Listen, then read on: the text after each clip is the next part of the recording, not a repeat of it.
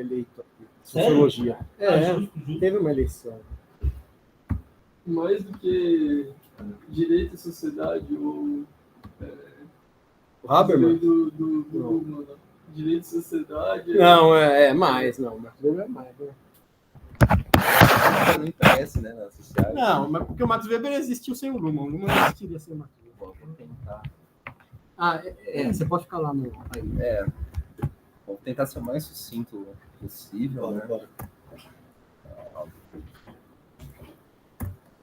Bom, então, basicamente tem 3 pedaços, né, que é o do partidos e organização política, tem um segundo pedaço do texto, que é o parlamento como órgão de Estado, e um terceiro que é sobre parlamentarismo e democracia. E aí eu tentei, era tudo muito longo, e eu tentei cortar o que eu achei que era importante, porque senão a gente vai ficar aqui 5 horas, né? Então, a primeira coisa que eu achei importante é a definição de partido que ele dá. Deixa eu só tentar fechar isso aqui. Que são organizações, ele fala que são organizações voluntariamente criadas e baseadas em livre recrutamento, que ele diz que é necessariamente sempre renovado, em oposição a corporações fixamente limitadas por lei ou por contrato, cujo objetivo é obter votos para cargos políticos ou em corporações com votos que núcleo permanente interessados e em que a maioria não participa, tal como os eleitores não promovem. Então, basicamente, isso está escrito aqui. Mas basicamente tudo existe para dizer o básico, que os partidos eles lutam para obter votos em corporações de poder, em órgãos que exercem poder político.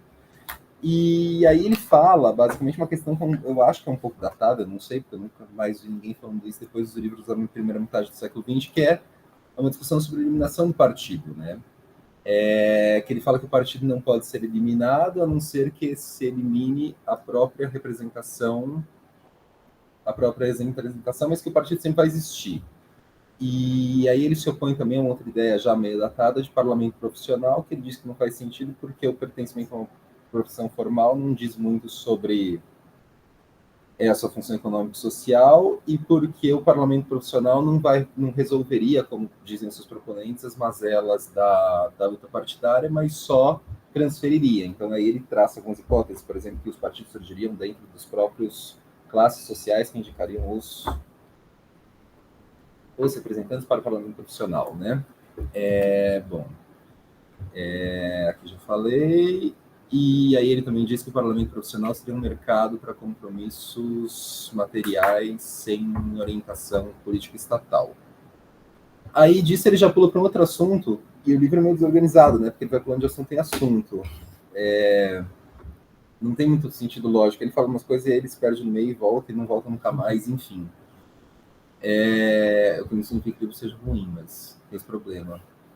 Então ele diz que os partidos podem ter 2 princípios organizacionais que ele fala, que ou eles são organizações de patronagem de cargos, sem um programa definido, e aí ele usa tipo um arquétipo disso que seria os Estados Unidos, ou ele fala que os partidos são representantes de ideologias. Me parece que o arquétipo disso seria mais a Alemanha, ainda que o arquétipo de um parlamento ideal dele seja a Inglaterra.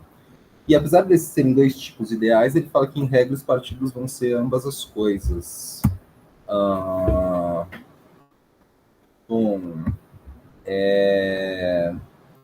E basicamente ele acaba enfatizando bastante a questão dos partidos como patronagem de cargos, né? Em que... Peraí, deixa eu só dar uma pegada... E aí ele também tenta traçar a origem do partido como um séquito de pessoas que estão interessadas em participar da vida política, e aí, nesse momento, ele acaba lembrando muito do Verger, mas acho que é do Verger que se inspirou nele, né, pela cronologia dos fatos, em que ele fala que tem os partidos de quadros, que são esses partidos que ele não chama de quadros, né, que são partidos de elites, dos notáveis, que são substituídos pelos partidos de massa, que se burocratizam, e também fazem uma gestão financeira racional. E aqui eu vou falar um pouco, porque eu acho que não precisa entrar nesse mérito, mas basicamente que, no fundo nessa transformação, o poder do partido vai estar sempre nas mãos de quem está permanentemente trabalhando na organização partidária, ou seja, quem quem está lá dentro, né? Ou quem depende disso, e que os partidos também têm essa função, né? E os parlamentos também. E aqui eu estou misturando um pouco os capítulos, mas eu não sei se talvez a minha mistura seja justa, que os partidos e a organização parlamentar acabam por selecionar líderes. E esses líderes, em compensação, especialmente pela questão das patronagens de cargos, os membros do partido querem coisas dos líderes de volta, né? Em regra, cargos, e aí ele usa bastante o exemplo dos Estados Unidos, que ele usa bastante de arquétipo, e na época que ele escreveu o livro, eu não sei de onde ele tirou essa informação, o presidente dos Estados Unidos nomeava de 300 a 400 mil funcionários, com consulta aos senadores, e aí ele também traz a figura do boss, né, que é a pessoa que cuidaria aí de agenciar, digamos, a empresa política, digamos assim, sem necessariamente ter um cargo, só como um operador partidário. Bom, eu já falei. Aí vamos para a segunda sessão, que é o Parlamento como órgão de Estado e o problema da publicidade de administração, a tarefa da seleção dos líderes. Basicamente, ele vai falar que os parlamentos são representações de meios dominados pela burocracia, e que a forma de manifestação da aprovação íntima do sistema de nações. Você está na página 560, agora lendo, eu não sei se eu entendi o que ele quis dizer, né? 560. É que o meu está todo errado, né? O que, a sua edição aí? Ele volta umas páginas, ó. Ele vai da 560 para 561, aí ele vai para 562 e volta para 561. Mas tá tudo aí. Tá tudo aqui, eu acho. Mas é aqui, ó. Logo no começo que ele fala isso, que eu admito que, lendo agora o que eu anotei... 560? Mas eu não sei se é 560. É logo no parágrafo 5. A Parlamento e Democracia. Tá, não, ele fala que isso aqui tudo, e eu não sei se a minha anotação foi ruim, mas eu não... Acho que eu nunca... Enfim. É que o método de leitura estrutural permite você falar uma coisa que você não entendeu, né? Permite. Tá.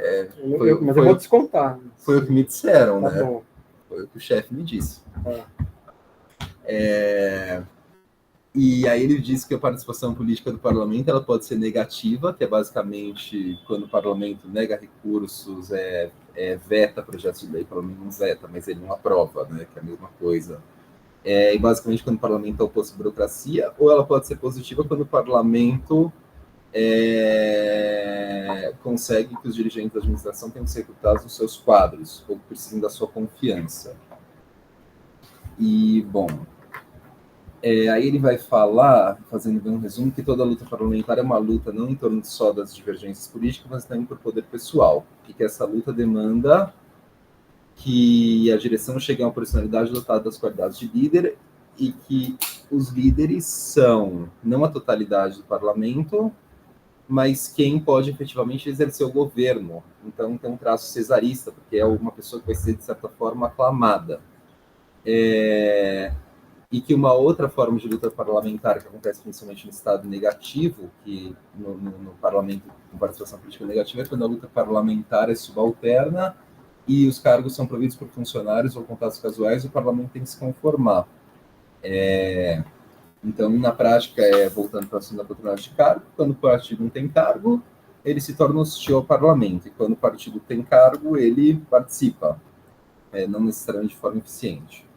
Ele também critica os debates parlamentares, que ele diz que não são, para que as pessoas acham, para convencer alguém, mas são só declarações, e que o trabalho todo é nos bastidores. E que, por outro lado, esse traço cesarista de ter um líder, e esse traço de você ter uma responsabilidade permite que você tenha a responsabilidade daquele chefe pelas coisas que acontecem, então não é de todo ruim. Bom, aí eu já falei do prover o funcionalismo, e, bom, o fato é que seria importante, segundo Max Weber, para o parlamento ser capaz de se tornar um lugar em que se exerça a política positiva e recrutar líderes, que o parlamento seja dotado da capacidade positiva e também de responsabilidade. E, mais uma vez, lá no final desse item, ele vai de novo falar do séquito, né, que é importante, que partido só pode ser governado por um séquito, enfim.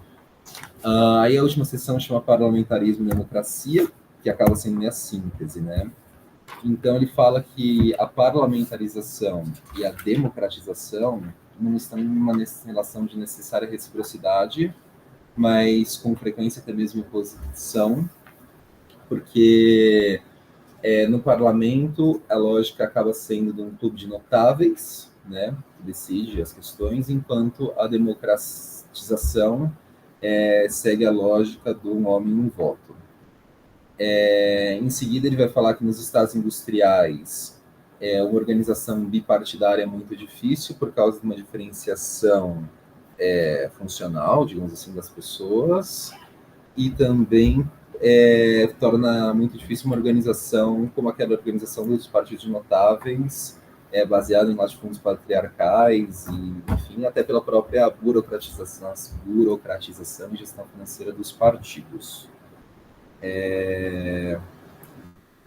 Além disso, ele fala que esse fenômeno que ele chama de democratização vai depender do desenvolvimento das atividades partidárias profissionais, então de um partido que tenha, aí ele coloca a figura do político profissional, que é alguém que faz atividade política no centro da sua existência, e que também é um produto dessa própria fenômeno de racionalização, burocratização, gestão financeira nacional das atividades partidárias. E aí ele distingue entre políticos profissionais que vivem do partido, como o caso do Boss, e os que vivem para a política, mas são economicamente independentes do partido. Então, uma espécie de mecenas, digamos assim.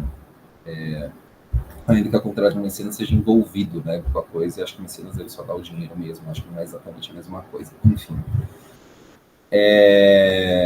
E aí, assim, muito anedoticamente, ele fala que o advogado tem um papel importante na atividade política, porque ele consegue reformatar suas atividades para as atividades políticas de forma simples, porque ele já tem um escritório, já tem uma formação adequada para isso.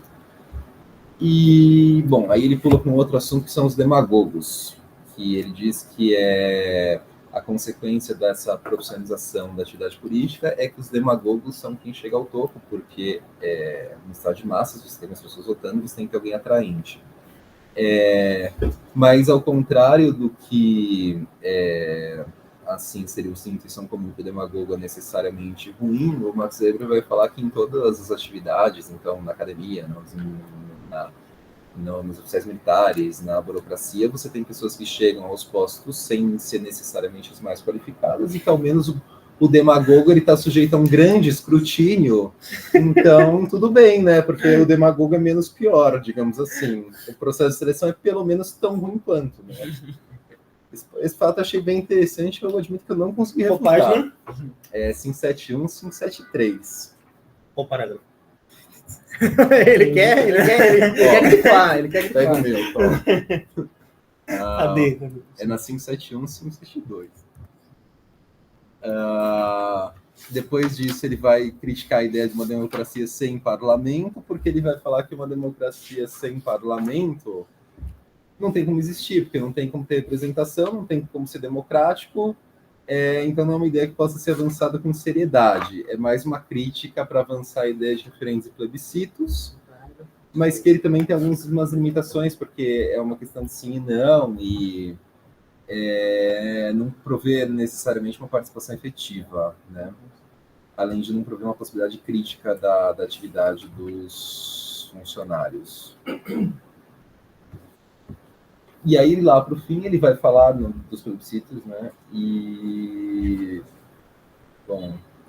aí tem um trecho que eu destaquei aqui, que é nas condições atuais da seleção de líderes, um parlamento forte, partidos parlamentarmente responsáveis. Isso significa cuja função são a seleção e a confirmação com dirigentes dos estados, líderes das massas, constituem os pressupostos fundamentais de uma política estável. E aí ele diz, por fim, que o perigo da democracia de massas exige uma preponderância de elementos emocionais na política, que as decisões responsáveis tendem a ser racionais, com um número pequeno de pessoas envolvidas nas considerações prévias, delimitação clara de necessidade de cada um na oposição à política da rua. E aí o livro acaba. Né? Não, tendem a ser racionais, mesmo com a... Não, as decisões tendem a ser... tendem ficou ruim, né? São, não, né? Tá bom. Mas tendem. Porque não... Tá, porque você isola o líder carismático... da própria Atos do Império. tomada de decisão. Muito bom, muito bom. Toda hora ele dá uma explicação. É aqui, ó, nesse pedaço. Muito boa da Parágrafo. Mas Tá assim, é muito confuso tudo. Quando você vai ler assim bonitinho, sem ler apressadamente, a gente é tudo muito confuso, porque tira pra lá, tira pra cá, tira pra lá, tira pra cá e volta nos assuntos, enfim. Aí agora explicando, percebi que ele voltava em vários assuntos depois. Mas é isso. Esse livro eu tinha na minha casa, né? Eu achava esse livro insuportável, porque o primeiro capítulo do segundo volume é insuportável mesmo, o pior de todos. Aí eu achava esse. Não, o João Pedro gostou. Que bom, né? Ele está te aplaudindo. Pelo menos alguém gostou, né? Nós também gostamos. Você deu uma informação muito importante aqui. Não, tá muito bom. Ó, destacaria o seguinte, três trechos, acho que importantes. Esse da 550, 551, que ele vai falar dessa transição entre a dominação dos notáveis. Quer dizer, porque ele associa, como você falou, o parlamento é uma instituição típica para conter o poder do rei, sendo composta pelos notáveis. E aí ele coloca como os partidos passaram a se organizar um pouco em concorrência com o parlamento a partir do advento da democracia plebiscitária, né? E aí os partidos vão buscar os líderes demagógicos para recrutar os votos, né? Para angariar os votos. E aí se cria, então, uma concorrência entre o parlamento, a burocracia estatal e a burocracia dos partidos, né? E tanto que ele vai...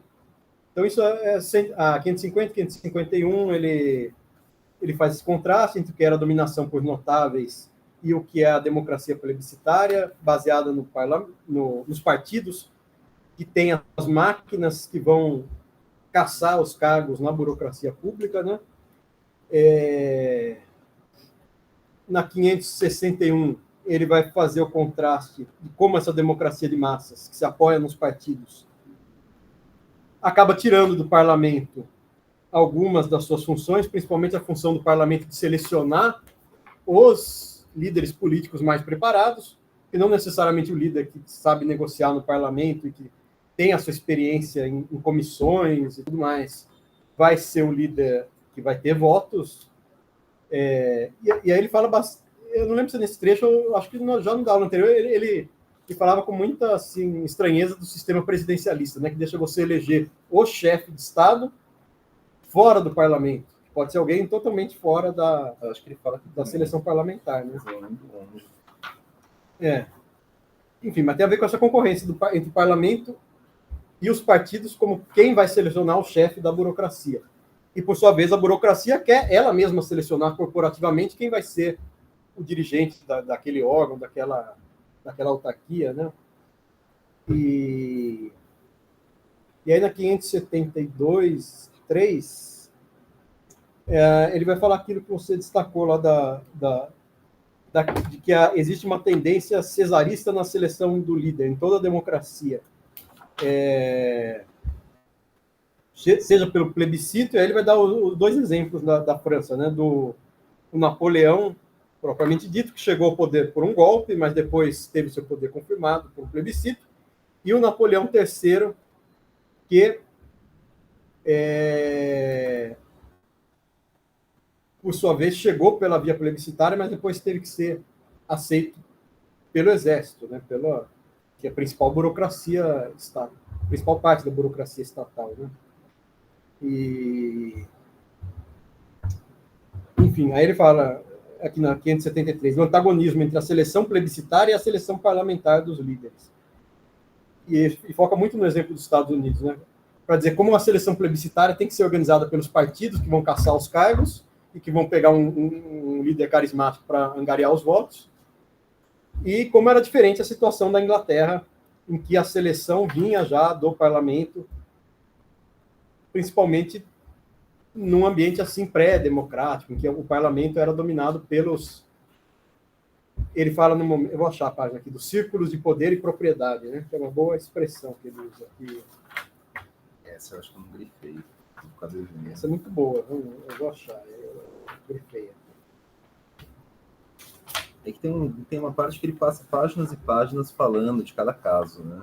É. Eu acho que é... Aqui, 549. Terceira linha, quarta linha. Os círculos de cultura e propriedade sob a liderança espiritual das típicas camadas intelectuais do Ocidente dividiram-se segundo interesses de classe, em parte, segundo a tradição de família, segundo aspectos ideológicos que os partidos representavam. Então, como os partidos tiveram essa origem assim, aristocrática, eram clubes políticos, mas se transformaram em estruturas burocráticas para selecionar um líder para angariar votos e depois distribuir os cargos. Né? Aonde, professor? Qual página? 549. 549 ele fala dos círculos de cultura e propriedade. E aí, nas 554, ele fala que existem partidos que são simples organizações de caçadores de cargos. É muito bom também. Né? Muita vontade de me criar um partido depois de ler. Eu não sei se o PT continua. Era aqui perto, né? É aqui pertinho. Mas você fechou? Fechou? Você vai lá? Então, quase indo Não, o lá. Haddad estava aqui, o Eugênio Butti falou, não tem o que fazer, vamos lá. Eles se filiaram aí, acho. Sério? Foi assim? O Eugênio Butti que fez o Haddad se filiar ao PT, né? Eu acho que foi isso mesmo, eles estavam aqui e foram ali. Né? É ali naquela igreja que tem... E hoje é ministro da Fazenda, né? caçador Tem de igreja? carros. Tem uma igreja na frente, uma das igrejas mais antigas de São Paulo. Não, mas o PT era aqui para pegar 23, descendo assim, Eles estavam loucão. onde você desce o ônibus. Que é uma né? rua, né? Paralela. É aqui perto ainda. Mas eu nunca vi igreja ali. Aí que é na rua de trás a igreja. É uma Ah. igreja que era toda destruída. Aí arrumaram. Arrumaram. E o Boss? O Boss é o Gilberto Kassab. Ele não precisa ter cargo, mas ele gerencia o partido que vai caçar os cargos por ele. Né?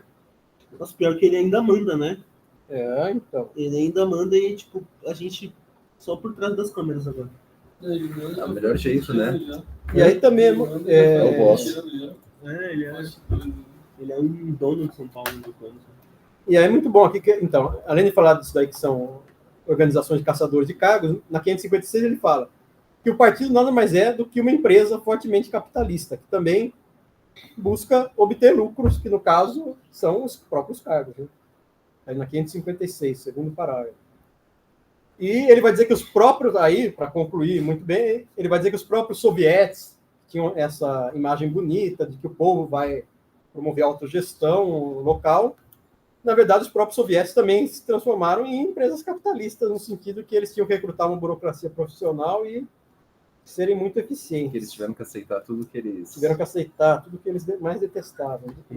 Aqui, ó, tá grifado também, se quiser. Os sovietes, cadê? Que página Vai, dessa? 548. Aqui, você viu? Você viu o tom? Você viu o tom de engole aí, Thiago? Os sovietes reintroduzem o empresário bem remunerado, o salário por produção, o taylorismo e a disciplina militar e procuram capital estrangeiro. Em resumo, tiveram que aceitar de volta todas as coisas combatidas como instituições da classe burguesa para manter o funcionamento do Estado e a economia. Eu chamo de socialismo de mercado, no caso do Chile. Então, é muito bom. Professor, sobre esse capítulo, falando dos partidos políticos, eu vou fazer um comentário imprevisível, mas só que... Vamos até pôr a câmera em você. Fale para o Brasil. Fazer um comentário imprevisível. Ninguém esperava que eu fosse falar isso. Mas só que é um mito da democracia burguesa, né? Mas realmente O que é? a gestão do povo em relação às decisões de Estado. No fim das contas, é um grupinho ali trocando figurinha. Olha, eu voto nesse projeto seu e você me dá um ministério. É assim que se configura uma democracia burguesa. Tipo, eu acho que, apesar eu ia falar o certo. Apesar do Weber... Adoro. Apesar do Weber falar que isso é comum, um demagogo como líder, eu acho que, no caso do Brasil, isso é quase que uma patologia, né? Um líder populista. Né? A gente não consegue se configurar enquanto república, eu acho que nunca vai conseguir. E a gente tem esse tesão do líder, daquele líder que fala um monte de merda, mas você comunica com o povo. Não, mas o bom é que ele está dizendo que isso é o normal. Não, mas aí é que tá. Tem países que conseguem ter um normal mais normal. A gente tem isso como se fosse quase um fetiche do Brasil. Mas o Boris Johnson e o Trump estão aí para provar que É pior que... que não é uma especificidade do Brasil, porque quando a gente pega, aqui na contracapa do livro está dizendo, né, que ele influenciou o Sérgio Buarque, todo mundo no Brasil. E todos os brasileiros tendem a descrever as coisas como se só no Brasil tivesse os partidos fossem caçar cargos, e fosse um presidencialismo em coalizão. Se tivesse idiota com o chefe do executivo. E fosse tudo muito típico. E, na verdade, ele está sendo muito realista aqui, dizendo que assim funciona em todo lugar, até na União Soviética. Então, O Boris Johnson é muito mal. é para perder toda a esperança mesmo. E se filiar a um partido, né? Também. Sair daqui hoje com uma fichinha de inscrição embora, Sim. assinada. Esse negócio de carreira acadêmica, eu vou me filiar a um partido. Aliás, ontem, eu não sei, estava tendo uma propaganda aí que vai mudar o sistema de filiação. Tá? O TSE estava fazendo uma live, eu sei lá. Vai ser mais fácil. É, não sei. Não, mas ele também fala na semana passada, eu li, que para ser membro de um partido político, você tem que ter certa notoriedade, porque senão você vai acabar sendo massa do partido, entendeu? Uhum. Você tem que ter um nomezinho, alguma coisa, você tem que fazer. Tem um verificado no Instagram. Um verificado do lista é bom. Mas todo esse, enfim, toda essa parte final é para provar essa frase dele de que a burocracia é incontornável, né?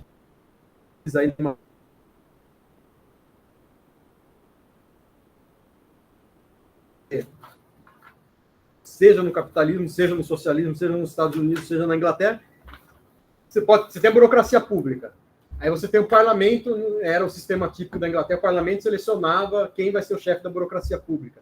Ou a própria burocracia disputava que ela teria que selecionar os seus chefes.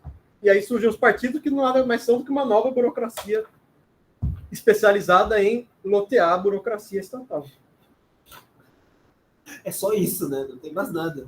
Não, bom, ele diz que, na verdade, ele fala, um dos tipos de partido seria esse dos simples caçadores de cargos. Né?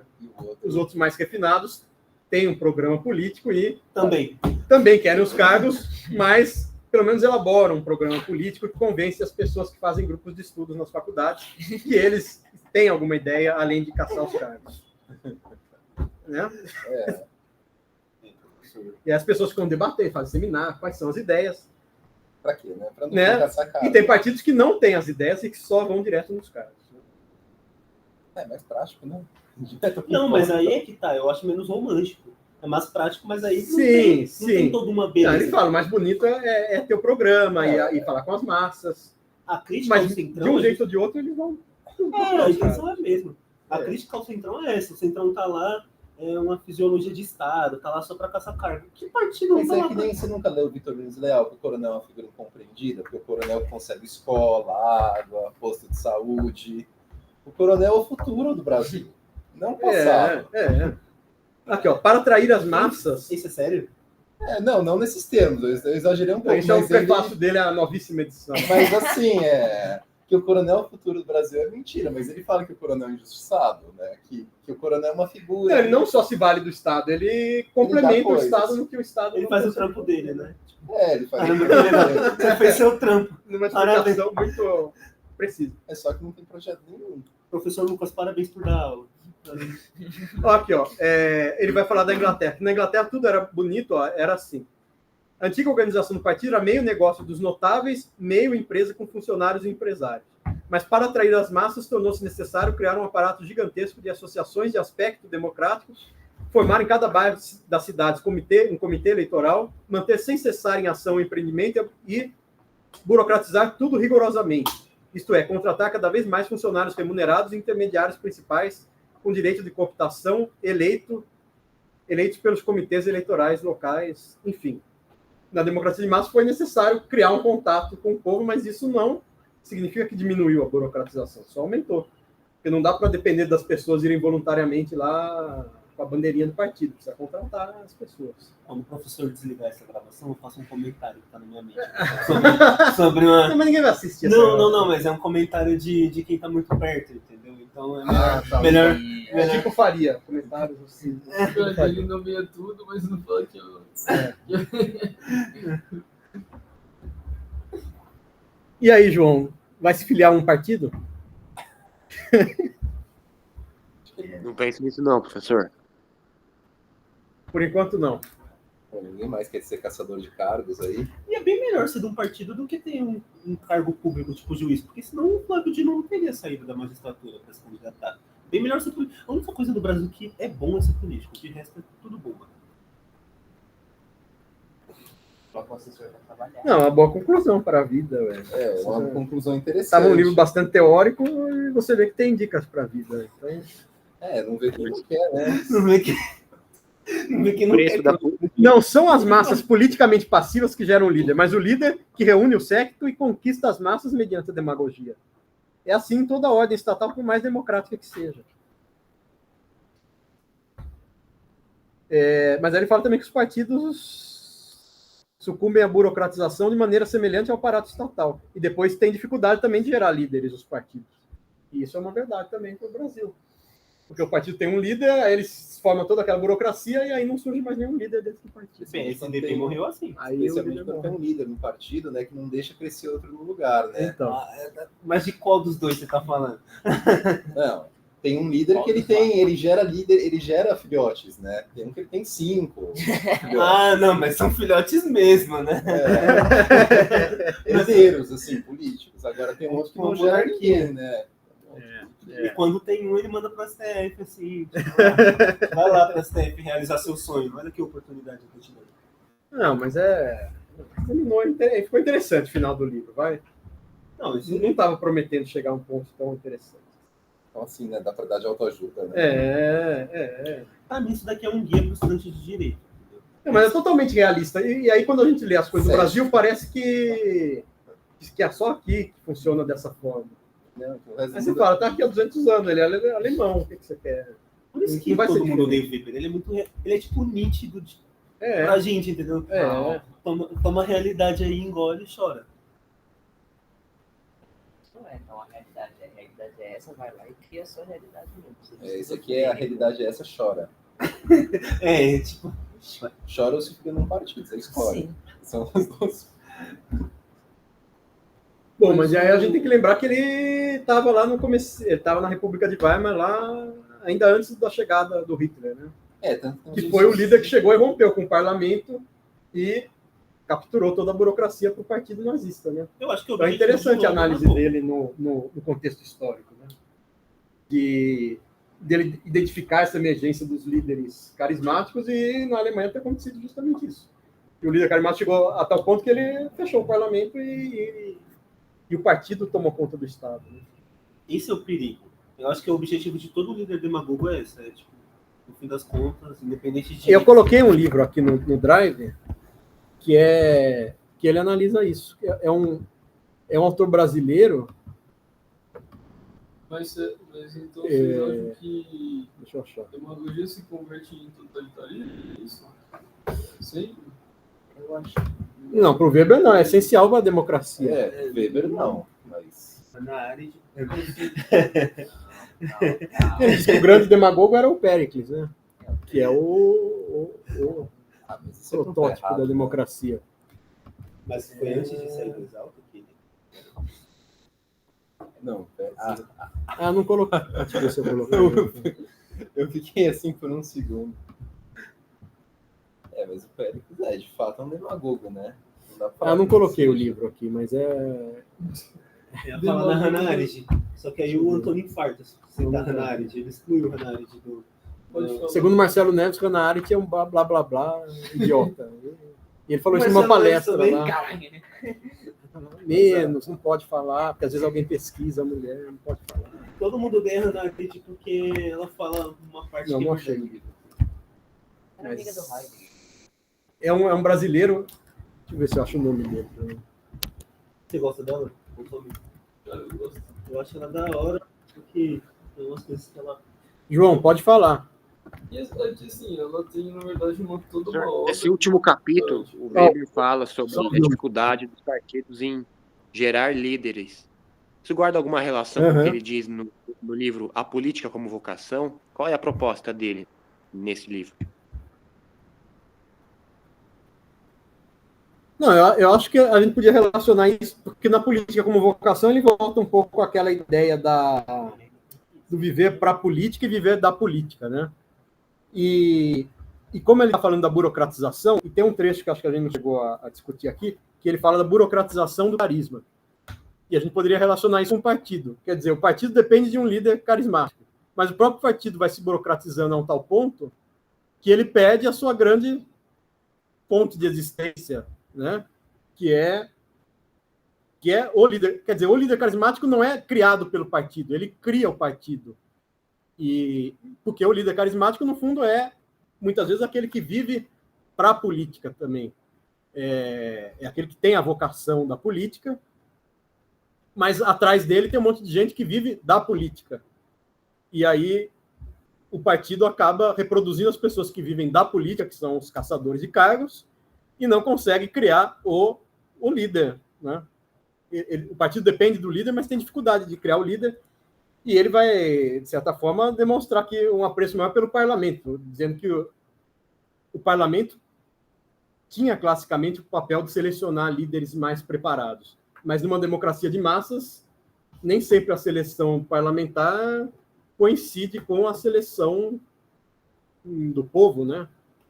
Quer dizer, aquele que teria um bom poder a partir da escolha da classe política seria não necessariamente quem vai ter o voto das massas, né? Acho que essa é a relação maior aí com a política como vocação. É o conflito entre a burocracia do partido e o líder demagógico, né? Professor. Ah, não, achei que estava o João falando. Por que, João? O que você acha? Não, só curiosidade mesmo. Eu ainda não cheguei a ler esse livro do Weber, então. Mas eu relacionei o título com o que ele aborda nesse tema. Uhum. Mas acho que aquilo lá era uma conferência bem contemporânea a esse livro, né? Então, tem até uns temas que se repetem lá na política como vocação, estão aqui nessa parte final do livro mesmo. Mas eu acho que é isso. Os partidos acabam reproduzindo mais os políticos que vivem da política e não para a política, né? Que é a diferença que ele fez lá em algum dos trechos da aula passada, né? Deixa eu ver se a gente acha aqui.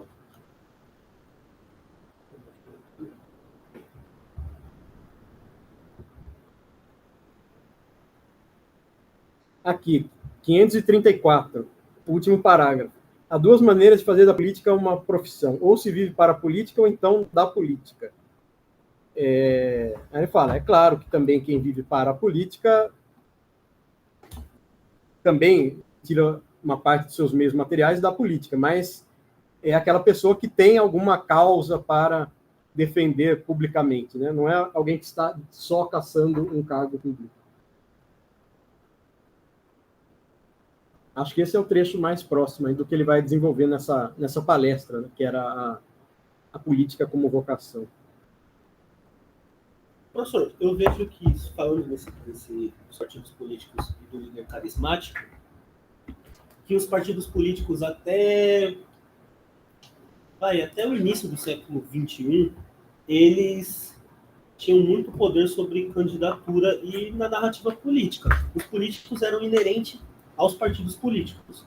Com o advento das redes sociais, os políticos já não são necessariamente dos partidos políticos. Eles vêm principalmente de algum lugar da mídia, foi o caso do Bolsonaro no Super Pop, Javier Milei, dentre outros, Trump também, e o partido político acaba sendo só o complemento burocrático, entendeu? Os partidos políticos têm que assimilar esses líderes que não são dos partidos. Outro exemplo é o João Dória, de São Paulo. Ele não era do PSDB. Só que como todo mundo conhecia, enfim, tinha toda uma narrativa que casava com o estado de São Paulo, o PSDB assimilou e lançou candidatura. Eu acho que daqui para frente, a tendência vai ser essa, os partidos políticos ser só o aparato burocrático, enfim, o aparato legal por trás de candidatos que surgem independente de partido. Por exemplo, uma pessoa que eu vejo que, se quisesse, já tinha um cargo no poder legislativo, enfim, aquele comentarista político lá, não é o Vila, aquele lá da Folha de São Paulo. O Vila se candidatou e não foi eleito. Não é aquele de chapeuzinho? O Reinaldo Azevedo? O Reinaldo Azevedo, eu acho que ele é uma pessoa que, se candidatasse, conseguia pelo menos um cargo aí, entendeu? Porque são figuras que falam de política na mídia. Uhum. Mas isso ele já fala um pouco aqui também, que o líder nasce fora do partido. Ele Agora, o que ele não fala aqui, quer dizer, uma esperança, assim, de quem é mais esperançoso do que o Weber é assim, que o líder pode surgir de organizações, não dos partidos, mas da sociedade civil organizada, das ONGs, dos movimentos sociais, né? são controlados pelo partido. E isso ele não fala tanto, porque ele fala quando existem são meio que um aparato do partido, né? Como a gente tem no Brasil, até o sindical, a força sindical e a CUT, e tudo ligado aos partidos, né? Eu quero muito falar. Mas tem uma complementação da teoria do Weber, né, que é uma ciência política mais de orientação sociológica, que acho que o Bernardman, né, que ele fala do terceiro tipo de democracia, que além desse das massas é a democracia de audiência, né, de plateia, assim, que seria assim, um líder que ele não tem uma centralização no aparato burocrático no partido, mas ele, sei lá, ele consegue se comunicar com a audiência, né? E é tipo um funcionário, né? Eu acho que é esse terceiro tipo, né? Ele se comunica diretamente com o povo por algum meio, tipo, o meio das redes sociais, no caso do Bolsonaro? Ele não diz sobre redes sociais, né? Que ele é antes, né? Mas assim, ele consegue fazer uma comunicação de maneira direta, né? Ah, sim. Porque a primeira tipo de democracia, segundo essa vertente, é que é o cara que ele tá num clube, assim, num clube de amigos, né? Acho que é democracia de notários, né? Notáveis, quadros, etc. Ele tá num clube de amigos. Não, mas eu não entendi muito a diferença dessa de massa. Tá, de massas ele apelaria para todo mundo, e essa da audiência ele tem um público definido. Assim. Que a de massas ele teria por trás todo um aparelho burocrático, e ele teria também, assim, a comunicação dele seria com grupos, por exemplo. Um PT tradicional ele se comunica com a CUT, com sindicatos, etc. E essa terceira não seriam organizações políticas, né? Seriam público em geral, e ele conseguiria se comunicar de uma forma mais direta, né? Do que essa intermediação que um partido tradicional teria com sindicatos, com mais ou menos quantidade já organizada. Né? Faltam cargos, né? Com essa quantidade de líderes. Não, mas porque, por exemplo, se você está no executivo, você tem controle de tudo, você tem um monte de cargo, mas se é pro legislativo você não tem um partido, acabou. Você não vai fazer nada, porque você depende do partido para participar de tudo e para votar e nas comissões, enfim. Então, assim, fica essa coisa de, mas a cara é independente do partido. Aí ele chega lá e ele não é independente, mas acaba a independência dele, né? Ou ele não vai fazer nada, né? Que é uma opção. Mas o que tem... Bom, tem sempre a proposta de candidatura independente de partido, né? Tem. E tem também agora o que existe na prática, que são os mandatos coletivos, né? Você elege um monte de gente que fica em rodízio, né? Né? Que vai regulamentar, né? Diz. O Congresso quer regulamentar. E aí, será que isso vai mudar alguma coisa? Eu acho difícil. 100 anos depois, isso daqui tá tão realista, né? Só usar o voz dele, que é meio datado, né? A democracia sem parlamento, que acho que não sim, mas ele mesmo... Quer dizer, são coisas que ele mesmo já desacreditava, né? Parlamento profissional. Mas o que ele fala é atual. Eu só achei datado as críticas que ele faz, porque, tipo, pra gente não interessa mais, né? São ideias... Mas até no livro do Dalmo Dall'Arte tem umas coisas, assim, das alternativas de representação política, né? A representação profissional e... Enfim, que era a discussão muito das primeiras décadas do século XX também. Eu acho que até a década de 70, assim, acho que não vai deixar de existir essa burocracia partidária para, mesmo tendo essa complementa a teoria de Weber, né? Acho que não vai deixar de ter esse... Até o primeiro modo, até hoje existe, né? A democracia de notável, de certa forma, porque tem alguns políticos que vêm dali, né? De um círculo de influência, né? Etc. Talvez o Haddad é isso, né? Mas ele não faz parte de um partido de quadros, né? Esse é o ponto, eu acho. Porque, tipo, Ele é um quadro de um partido de massa. Porque o partido de quadros é o partido que só se mobiliza durante a eleição. O partido do Haddad, ainda que se mobilize mais durante a eleição, é um partido de massas, eu acho. Não de quadros. Sim. Por mais que o PT se venda como um partido de quadros e massas, né? Não, o partido de massas tem os seus quadros, que são a burocracia. Quem manda de fato, né? Ele fala aqui, né, do rebanho, ele usa todas essas imagens. Tem que achar uma frase de efeito aqui com rebanho, pastor, né? Tem aqui isso, né? O líder do seu rebanho, e todo demagogo é o líder do seu rebanho. Tem tudo assim, tem um lance assim. Tem. Tem um outro teórico aí, político, né? Essa orientação sociológica, que ele diz que os partidos de direita, eles são aqueles que só se mobilizam durante a eleição.